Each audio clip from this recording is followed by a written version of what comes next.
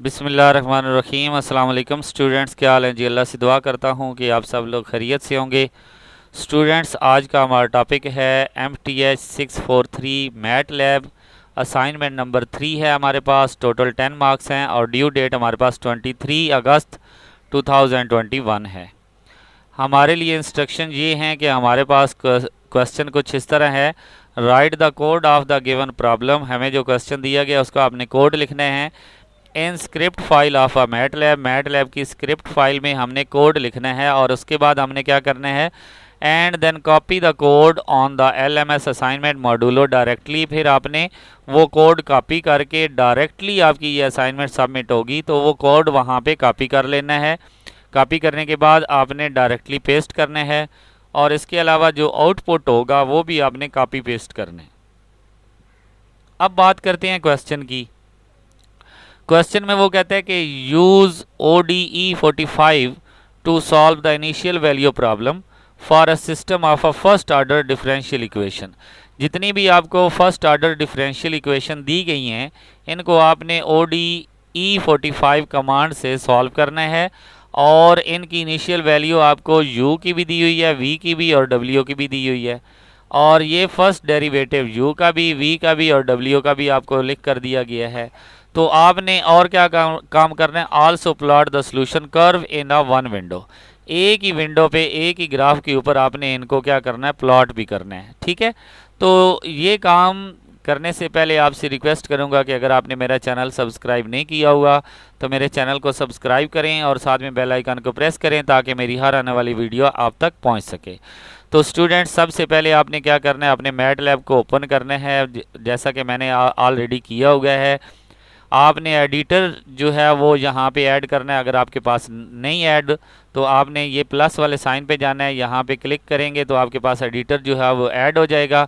ठीक है, यहाँ पर अगर चाहें तो ये देखें स्क्रिप्ट फाइल जो है यहाँ से न्यू स्क्रिप्ट फाइल ओपन हो जाती है। ठीक है, तो यहाँ पर आएंगे आप तो और क्या करेंगे, यहाँ पे एक एडिटर फाइल जो है वो ऑलरेडी मौजूद है तो ये दूसरी एडिटर फाइल को आप यहाँ से कट कर दें। तो अब हम अपना कोड लिखते हैं। कोड में सबसे पहले हम थोड़ा सा मैं बड़ा कर लेता हूँ ताकि आपको नज़र आए। सबसे पहले हम क्या लिखेंगे, क्वेश्चन लिखेंगे। क्वेश्चन को डिफाइन करने से पहले आप % का साइन डालेंगे। ठीक है, तो आप अपना ये कोड लिखते जा रहे हैं लेकिन आपको नज़र आ रहा है कि ये अगर एक लाइन पे पूरा नहीं आता आपकी जो स्टेटमेंट है तो दूसरी लाइन जैसे स्टार्ट करेंगे उसके स्टार्ट पे भी आप क्या करेंगे, % का साइन डालेंगे। तो ये हमने क्वेश्चन लिख लिया कि use ODE 45 to solve the initial value problem for a system of a first order differential equation. इसको हम सॉल्व करना चाह रहे हैं। तो अब कुछ ज़रूरी कमांड्स हैं, उनको सबसे पहले आपने डिफ़ाइन करना है, जैसा कि CLC कमांड। इसके बाद आपने क्या करना है, क्लियर ऑल कमांड। इसके बाद आपने क्लोज ऑल कमांड करने हैं। ये चारों कमांड्स जो हैं ये बहुत ज़रूरी हैं। अगर आप इनको डिफ़ाइन नहीं करते तो आप बार बार रन करेंगे तो आपकी मिस्टेक दूर नहीं होगी। लेकिन अगर आपने डिफ़ाइन की हुई हैं तो अगर आप बीच में कोई चेंज लाकर रन करते हैं तो आपका आंसर बिल्कुल ठीक आएगा। बीच में जो भी चेंज लाएंगे उसको ये डिलीट कर लेगा। ठीक है, इसके बाद हमने चूँकि ये 10 मार्क्स का है तो हमने फॉर्मेट जो है वो शॉर्ट रखना है और इसके बाद हमने जो हमें इनिशियल वैल्यू दी गई हैं उनको हम डिफ़ाइन करेंगे। हमारे पास U0 की वैल्यू क्या है, 1 है, V0 की वैल्यू -1 है और W0 की वैल्यू 0 है। तो इनको हम मैट लैब पे डिफ़ाइन करते हैं। U0 is equal to 1, V0 is equal to -1 and W0 is equal to 0। अब एक और काम करेंगे कि हमारे पास अगर देखें कि क्वेश्चन में T भी यूज़ हुआ है। T हमारे पास एक इंटरवल है। इंटरवल हमें उन्होंने दिया हुआ नहीं है तो अब हम अपनी मर्ज़ी से इंटरवल यहाँ पे डालेंगे। तो मैंने अपनी मर्ज़ी से क्या डाल दिया, 0 और 1। 0 से लेकर 1 आप 2 भी डाल सकते हैं, 3 भी डाल सकते हैं, 4 भी डाल सकते हैं। 0 से पहले भी स्टार्ट कर सकते हैं, यानी कि -1 से स्टार्ट कर सकते हैं, जहाँ से मर्ज़ी आप स्टार्ट करें। तो ये मैंने टी स्पैन जो है इंटरवल को कैसे डिफ़ाइन करती है, t span is equal to आगे बड़ी ब्रैकेट यानी कि स्क्वायर ब्रैकेट में आप इंटरवल लिखते हैं। इसके बाद अब मैं फ़ंक्शन को लिखूँगा। ये जितने भी फंक्शन हैं उनको मैंने एक ही फंक्शन में लिखा कैसे लिखा ये एक बार जाकर क्वेश्चन में देखें। हमें जो फर्स्ट डेरिवेटिव दिया हुआ है उसमें जो u है उसको मैं x1 से शो करूँगा, जो v है उसको मैं x2 से शो करूँगा और जो w है उसको मैं x3 से शो करूँगा।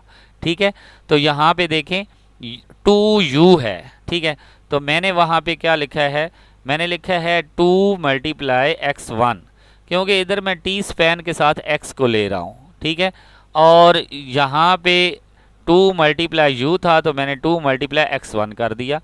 फिर आगे मेरे पास क्वेश्चन में v था तो उसकी जगह पे मैंने क्या लिख दिया, x2 लिख दिया। फिर प्लस 5w था, यानी कि ये देखें 5w था तो मैंने यहाँ पे x3 लिख लिया। ठीक है, और 5 मल्टीप्लाई x3, आप इसको ऐसे नहीं लिख सकते 5x3, आप ऐसे नहीं लिख सकते। मल्टीप्लाई के लिए आपने स्टेरिक का साइन ज़रूर डालना होता है। फिर ये चूँकि पावर में है और e आपके पास है तो इसकी पावर के लिए हम कमांड यूज़ करते हैं exp, और जो ऊपर पावर होती है उसको ब्रैकेट में मल्टीप्लाई करते हैं, या अकेली हो तो अकेली लिख लेते हैं। तो ये हमारे पास e की पावर -2t है तो इसको हम लिखेंगे exp ब्रैकेट में -2 मल्टीप्लाई t। ठीक है, ये हमारा एक फंक्शन यहाँ पर कंप्लीट हो गया।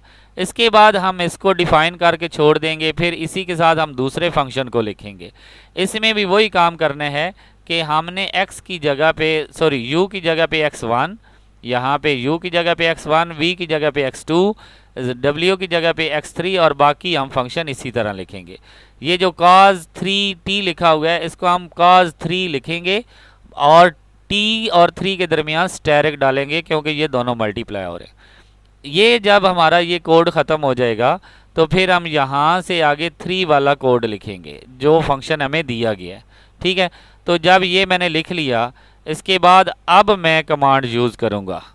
अब मैंने चूँकि t और x में चेंज कर लिया है, यानी कि u v w सब कुछ ख़त्म करके मैंने t और x में चेंज कर लिया है, तो मैं लिखूँगा tx इज़ इक्वल टू, हमारे पास क्या है जी, ODE45 कमांड। इसमें हम पहले फंक्शन को लिखते हैं, यानी कि ये जितने भी फंक्शन थे इनको मैंने एक में चेंज किया और वो किसको शो कर रहा है, f को शो कर रहा है। ठीक है, वो मैंने लिखा। फिर मैंने इंटरवल लिखा t स्पैन, फिर मैंने उनकी इनिशियल वैल्यू लिखी, सब की एक ही इनिशियल वैल्यू लिखेंगे और स्क्वायर ब्रैकेट में लिखेंगे। ठीक है, इसके बाद मैं क्या करूँगा जी, यहाँ पे प्लॉट करूँगा t और x को, क्योंकि मैं t और x को फाइंड कर रहा हूँ तो इसको प्लॉट करूँगा। प्लॉट करने के बाद मैं x लेबल करूँगा और x लेबल को क्या कहूँगा, x एक्सिस, और इसके बाद मैं y लेबल करूँगा और y लेबल को क्या कहूँगा, y एक्सिस। इसके बाद मैं इसको एक टाइटल भी देता हूँ ताकि हमारे ग्राफ के ऊपर एक टाइटल आ जाए, और वो मैंने क्या दिया है जी, numerical solution of the MTH 643 assignment number 3, यानी कि असाइनमेंट नंबर 3 जो इसकी है उसका सॉल्यूशन मैं लिख रहा हूँ। और इसके बाद मैं ग्रिड भी लगा दूंगा। ग्रिड इसलिए होती है ताकि आपको बीच में बॉक्स वाज़िया नज़र आए कि कौन सी वैल्यू कहाँ पे है। ये टोटल आपका कोड हो गया। अब इसको रन करके देखते हैं जी, रन करते हैं, क्योंकि ऑलरेडी मैंने सेव किया हुआ है। तो जैसे ही आप रन पे क्लिक करेंगे पहले ये आपसे पूछेगा कि आपने सेव कहाँ पे करना है, तो आप कोशिश करें कि डेस्कटॉप पे या जो फाइल आपको याद रहे वहाँ पे आप सेव कर लें। मैंने सेव किया हुआ है। इसको रन करूँगा तो ये देखें मेरे पास ग्राफ भी आ गया है। इसको मैं बाद में डिस्कस करता हूँ, पहले ये आउटपुट देखते हैं। आउटपुट में देखें ज़रा, हमने टी स्पैन कहाँ से शुरू किया जी, 0 से शुरू किया और कहाँ पे ख़त्म हुआ जी, 1 पे ख़त्म हुआ। ठीक है, और जो हमारे पास x है उसमें 3 फंक्शन हमने डिफ़ाइन किए। ठीक है, a की इनिशियल वैल्यू थी, u की जो थी वो 1 थी, v की -1 थी और w की 0 थी। अब जैसे जैसे t बढ़ रहा है इसकी वैल्यू भी जो है आगे बढ़ती जा रही है। ठीक है, आप t जितना बड़ा रखेंगे उतनी इसकी वैल्यू आगे बढ़ती जाएगी। तो ये आपका आउटपुट आ गया। ठीक है, अब ये आपका जो क्वेश्चन है ये कंप्लीट हो गया। इसके बाद जो हमने ग्राफ देखा है उसमें देखें तो आपको नज़र आ रहा है कि ये मैंने y एक्सिस शो किया था, तो यहाँ पे इसके साथ y एक्सिस आप कोई भी नाम देना चाहें तो ये हो जाएगा, और x एक्सिस शो किया था तो इसका x एक्सिस आ रहा है, और ऊपर मैंने जो टाइटल दिया था वो numerical solution of MTH 643 assignment number 3, तो यही मेरा टाइटल भी आ गया। अब आपने क्या करना है, आपने ये सारा कोड वगैरह क्या करना है, जैसे ही सबमिट करने लगेंगे तो वहाँ पे MS वर्ड टाइप एक विंडो ओपन हो जाएगी, जैसे ये है, ठीक है। तो इस तरह ओपन हो जाएगी तो आपने क्या करना है, आपने ऊपर अपना आईडी जो है वो कोशिश करें लिखें और हेडिंग दें कोड। कोड की हेडिंग देने के बाद आप सीधा जाएं अपने मैटलैब पे, उसमें ये जो एडिटर में आपने कोड लिखा है इसको कंट्रोल A करेंगे तो ये क्या हो जाएगा, सिलेक्ट हो जाएगा। फिर कंट्रोल C करेंगे तो ये कॉपी हो जाएगा। कॉपी होने के बाद आप सीधा चले जाएं वर्ल्ड में और इधर कोड के नीचे क्लिक करके यहाँ पे लिख कंट्रोल V कर दें तो ये पेस्ट हो जाएगा। मैंने तो ऑलरेडी किया हुआ है। तो ये पेस्ट होने के बाद आप लिखेंगे आउटपुट, ठीक है। आउटपुट देखें मैंने यहाँ पे दिया हुआ है। तो आउटपुट की हेडिंग देने के बाद आप फिर मैटलैब पे जाएंगे। मैटलैब पे जाने के बाद आप आउटपुट की तरफ जाएंगे, ठीक है। आउटपुट में आप कंट्रोल A करेंगे। कंट्रोल A करने से ये सिलेक्ट हो जाएगा। फिर आप कंट्रोल C करेंगे, कॉपी हो जाएगा। कॉपी होने के बाद आप यहाँ पे आउटपुट के नीचे इसको क्या करें, कंट्रोल V करें तो ये आपका जो आउटपुट है ये भी यहाँ पे पेस्ट हो गया है, ठीक है। तो ये आप देख सकते हैं आपका आउटपुट यहाँ पे पेस्ट है। इसके बाद आपको चाहिए जी ग्राफ, क्योंकि आपने प्लॉट किया तो ग्राफ भी, तो हम ग्राफ की हेडिंग देंगे। ग्राफ की हेडिंग देने के बाद आपने इस ग्राफ को कॉपी कैसे करके लाना है, आप देखें ज़रा ग्राफ पे जाएं, इसमें आप व्यूज़ पे जाएं और टूल्स में जाएं, एडिटर में जाएंगे। एडिटर में जाएंगे तो आपको नज़र आएगा कॉपी फिगर्स, इसको कॉपी करेंगे और उधर वर्ल्ड में जाकर आप क्या करेंगे, इसको पेस्ट कर देंगे, यानी कि कंट्रोल V कर देंगे। ये देखें मैंने एक बार फिर से कर दिया है तो ये आपके पास देखें यहाँ पे फिगर भी आ गई है, ठीक है। तो इस तरह आपकी असाइनमेंट कंप्लीट हुई और अब आप इसको सबमिट कर सकते हैं। ओके स्टूडेंट्स, तो स्टूडेंट्स अगर आपको वीडियो की समझ आई हो, क्वेश्चन की समझ आई हो तो वीडियो को लाइक और शेयर ज़रूर करें ताकि आपके दोस्तों का भी फ़ायदा हो। और वो स्टूडेंट्स जो कोई जॉब करते हैं या अपनी असाइनमेंट नहीं बना सकते, जिनके पास मैटलैब नहीं है, वो वीडियो के डिस्क्रिप्शन में जाएं, हमारा व्हाट्सएप नंबर दिया होगा, उस व्हाट्सएप नंबर पे विज़िट करें। बहुत ही कम प्राइस में आपको ये फ़ाइल मिलेगी। ओके स्टूडेंट्स, इंशाल्लाह नेक्स्ट वीडियो में हाज़िर होंगे, तब तक के लिए इजाज़त दें। अल्लाह हाफिज़।